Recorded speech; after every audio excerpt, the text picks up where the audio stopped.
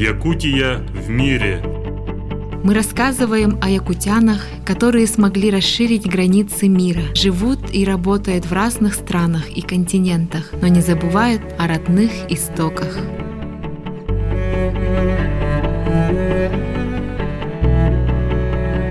Добрый день, дорогие друзья! С вами передача «Якутия в мире».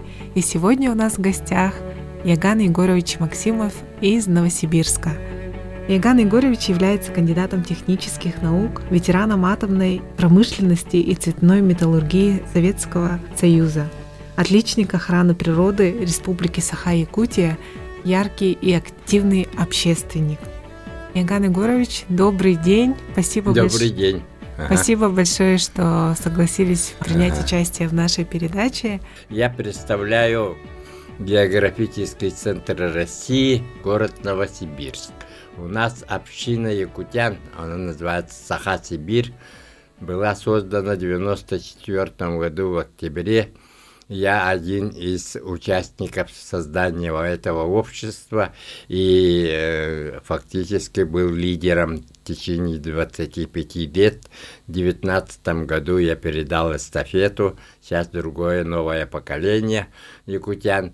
Новосибирск – это не только географический центр, но и научный центр, и культурный. Вообще не зря Новосибирск претендовала вторую столицу России. Город у нас хороший, 1,5-миллионный.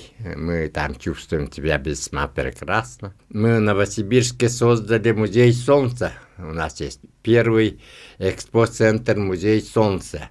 И там мы собираемся открыть зал якутский. Там придумали название Сахара. Ра – это солнце. То есть Сахара. Сахара получается не больно. Конечно, мы надеемся, что будем полезны родной республике. Так сложилось, что моя судьба была связана с атомной промышленностью, режимом и прочее. И меня как бы смотрели, что я как будто оторвался от родной республики. Это не так. Как только вышел на пенсию в 1993 году, я повернулся в Республике Саха со своими общественными проектами в интересах Республики Саха.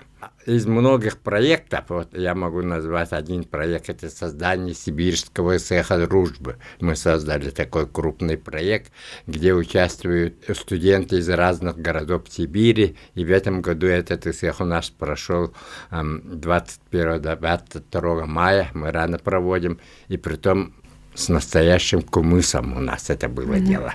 Очень красиво. Второй проект – это 10-летний проект «Олонко» в культурном пространстве Сибири и России. Этот проект, в общем-то, потряс сердца сибиряков, очень понравился им. Этот проект я 2 раза представлял на цехах «Олонко» в Чурапче и Бердиестяхе. Вот. И вот самый крупный проект, который сейчас веду, это называется «Экологическая духовность». Дело вот что. Сейчас мир находится в очень тяжелой экологической ситуации, потому что так называемая технократическая цивилизация, общество потребления, загнало человечество в тупик. Если это будет образ жизни, эксплуатация, разрушение природы в тем же темпе, то это осознали уже на Западе. На Западе в 2018 году ученые Римского клуба сказали, что старый мир обречен, новый мир неизбежен. Так вот, в прошлом году 2 раза онлайн-конференция была по интернету. Волонтеры 180 стран обсуждали ситуацию глобальную экологическую и ставили вопрос о переходе от потребительского общества к созидательному формату. Но они ничего не сказали, как это делать. Я как раз этим занимаюсь с 2008 года. В проекте меня приглашала кафедра ЮНЕСКО Новосибирского государственного университета. И там как это переход делать. И я пришел, если сказать очень коротко, надо изменить природу самого человека. То есть изменение отношения человека от разрушительного к созидательному, это значит решается вопрос только на уровне сознания. То есть сегодня судьба мира решается в детских садах, за школьными партами. То есть мы должны воспитать уже совершенно других положительным отношением к природе людей, как это делали наши предки. То есть фактически мы возобновляем учение наших предков. Наши предки были очень квантово продвинутые, и они не зря 3 миллиона квадратных километров освоили, тогда не имея ни образования, ни техники, ничего.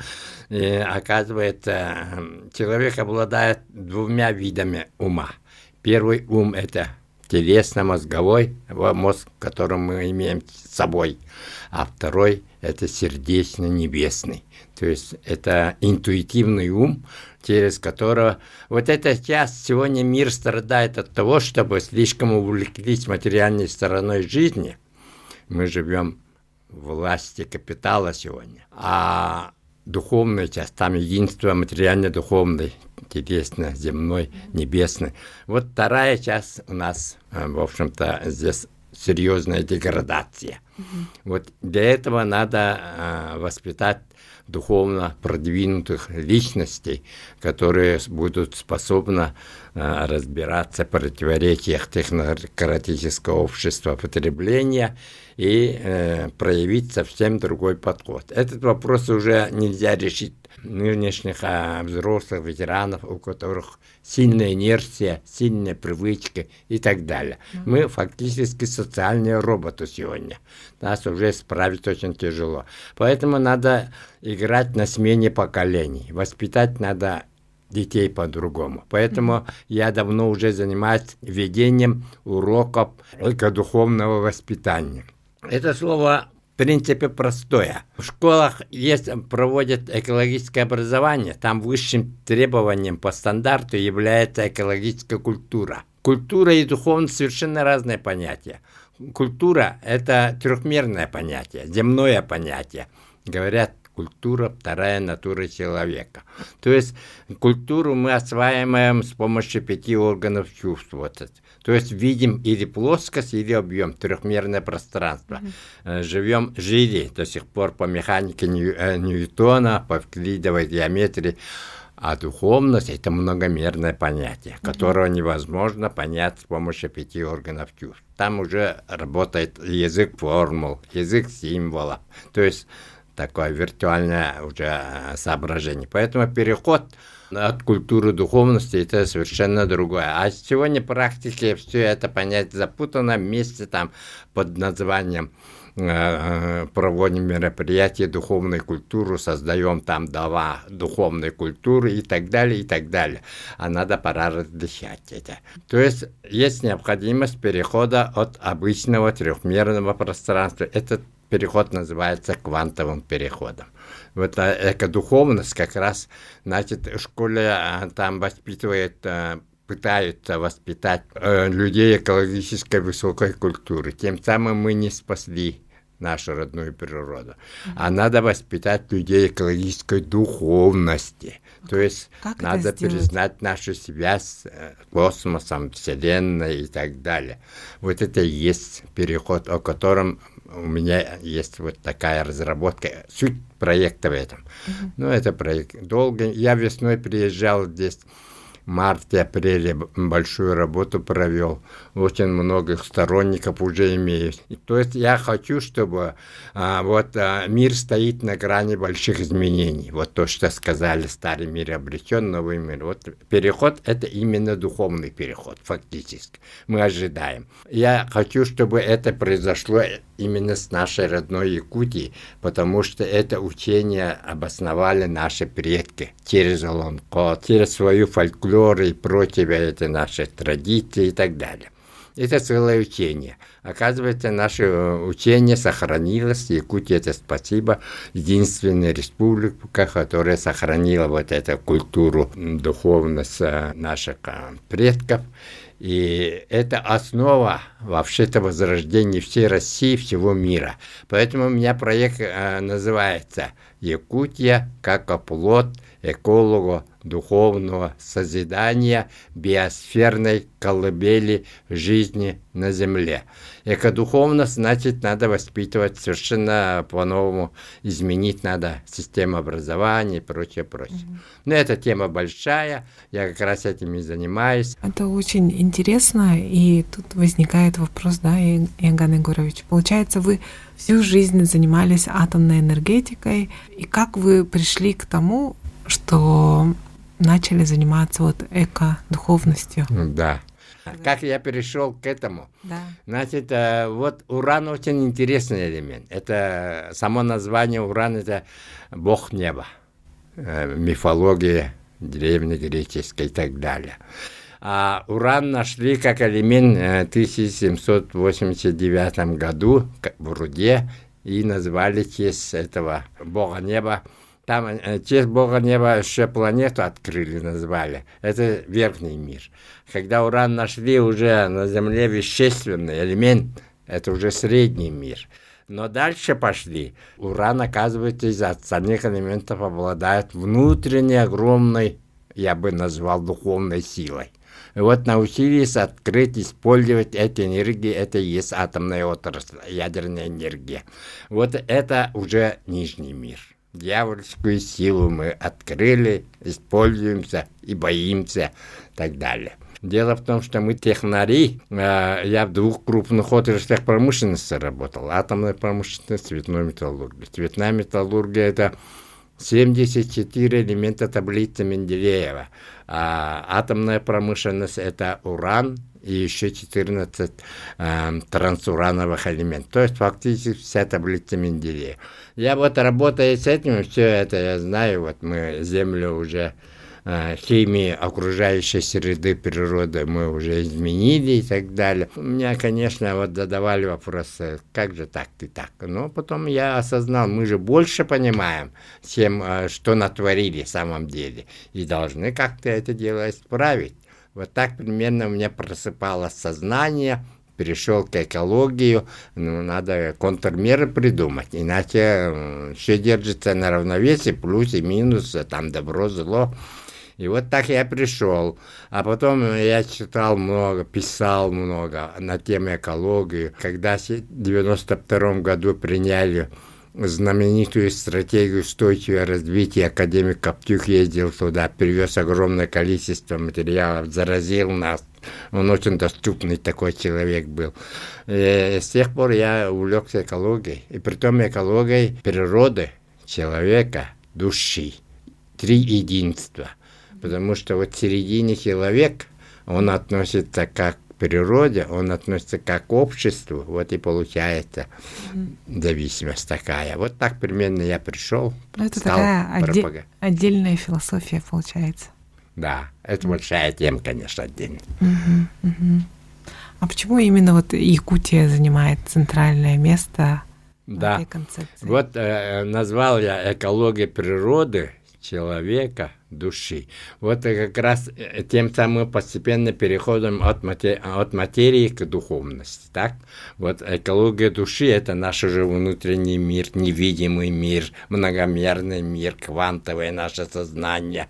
Вот это как раз и есть это самая тонкая материя. И в этой части мы упустили очень много, занимаемся. Поэтому наши предки очень продвинутыми были. У них был квантовый ум, квантовое сознание. Вот я назвал уже сердечным умом, они овладели. Вот 3 миллиона квадратных километров освоить, да еще передать языком Олонков всю эту историю там, знаками руны письменно и знаками узоров якутских всех. Это есть символ как раз, это есть формула квантового освоения, понимания невидимого тонкого мира. Вот поэтому наше учение наших предков очень глубокое, очень охватывающее. Поэтому надеюсь, что именно мы готовая республика, тем более в таких суровых условиях живем, практически это показываем. И дети у нас младенчеством этим владеют и так далее. Таланты очень сильно раскрываются. Человек, когда рождается, я там вот в своей схеме сферного восхождения, там первая ступень, закладка природно-этноментальных задатков. Это значит, тебя заряжает окружающая красота природы, энергетика природы. Еще заряжает тебя традиции предков, этнокультура, особая этнокультура своего народа, своей национальности. Вот этот заряд определяет твою судьбу. А система образования до сих пор это не учитывает. Значит, вот эта так называемая социализация начинает вот это транжирить, не понимая, вот эта энергетика, это самый драгоценный дар природы. Сейчас система образования должна быть сосредоточена. В принципе, якутские учения уже много, уже народные учителя против поняли, этим занимаются, но это широко еще не развито. Вот национальное учение, национальная школа именно этим занимается. Это очень важно. Именно надо сохранить природный дар человека, развивать и на этой основе. В принципе, это у нас автоматически происходит. Якутский малочисленный народ, сколько ярких талантов в разных сферах. Вот это и есть полное использование природного дара человека. Вот я приехал в этом году 110-летие Георгия Прокопьевича Вашарина. Он 17 лет поступил в 1 класс. 38 лет уже доктор наук. Первый доктор наук в Якутии. Откуда это? Это значит, он 100% использовал вот этот дар природно-ментальных. Таких примеров много. Самородки называемые этих людей. Вот, начиная там от Ломоносова, кончая вот так разных людей. То есть здесь примеров много. Культивизация продолжается в пространстве уже глобальном масштабе сейчас. Но сейчас ситуация другая. И вот экодуховность – это и есть культивизация в настоящем и будущем. То есть культивизация в прошлом и настоящем – это история уже сыграла 100 лет. Якутская ССР – это и есть культивизация. Вот, а сейчас наша вот экодуховность смотрит вперед. В конечном счете экодуховность должна быть национальной идеей возрождения России. Должна быть парадигмой природоцентрическое понимание мира. То есть это более сложно, я сказал. То есть в середине деятельности, заботы человека должна быть только спасение нашего родного экодома. Ортотурудойду бигахтахпыт. И тогда мы, если спасем, то отсюда все, и благо, и здоровье, и все наше будущее. А мы это упустили, только берем, потребляем. Мы сейчас природу больше любим желудком, чем сердцем. Мы перешли эту грань. Возможно ли спасти? Это только начинается переход, эта граница. Осознание уже начинается. В этом деле мы как раз должны возглавить это дело. Вот чем я сейчас занимаюсь. А еще что можно сказать? Вот наши предки там, Олонко, там очень много мудростей между строк. Так, надо учить, читать. Там они все заложили. То есть они, у них не было письменности, зато они словами все это успели передать нам. Природа, земля, матушка не виновата в этом деле. Это мы, творцы. Я там вывел формулу. Состояние окружающей среды, числителя человек, кузнец счастья, созидатель. В общем-то, это как раз его божественное предназначение. А в общем знаменателе человек хозяин природы, разрушитель, потребитель. Вот эта часть преобладает сегодня. А сами говорим, надо ковать счастье. Ковать счастье так нельзя. Так что эта формула, если взять и анализировать, дает очень много размышлений, имеет серьезное дидактическое значение, а мы увлеклись культом денег, культом капитала. Это все неправильно. Это называется самоедское общество потребления. То есть двуногий мироед уже преуспел натворить много зла. Надо исправить это на мозговом уровне. Ввели систему образования не только в нашей стране, и во всех странах. Другое отношение природы воспитать, это очень быстро решает. Иган Егорович, желаем вам удачи в том плане, чтобы ваши идеи, были услышаны и чтобы были приняты реальные меры. Спасибо. И, пользуясь случаем, Иоганн Егорович, может быть, скажете несколько слов пожеланий нашим слушателям? Да, у меня, я все-таки 84 года мне. Прошел самые разные удары и изменения, исторические моменты жизни. У меня пожелание такое, говорю детям, после окончания средней школы вручают аттестат зрелости и до свидания. Даже сам определяешь судьбу. А надо вручать и бразды самоуправления судьбою. Вот это мое пожелание. Чтобы вы, не теряя времени, начать думать о своей жизни и так далее, и так далее. И второе мое пожелание, конечно, экологическая духовность. То есть впереди главная общая задача наша должна быть забота о матушке Земле, о природе. Тогда мы выживем. Конечно, от этого все зависит. Я желаю, чтобы мы сплотились вокруг идеи экологического понимания жизни на Земле. Тогда все будет хорошо. Спасибо. Дорогие друзья, я напомню, что у нас в гостях был Иоганн Егорович Максимов, кандидат технических наук, ветеран атомной промышленности и цветной металлургии СССР, отличник охраны природы Республики Саха-Якутия, активный общественник и обладатель знаков за вклад в развитие атомной энергии и за вклад в развитие мира, дружбы и согласия.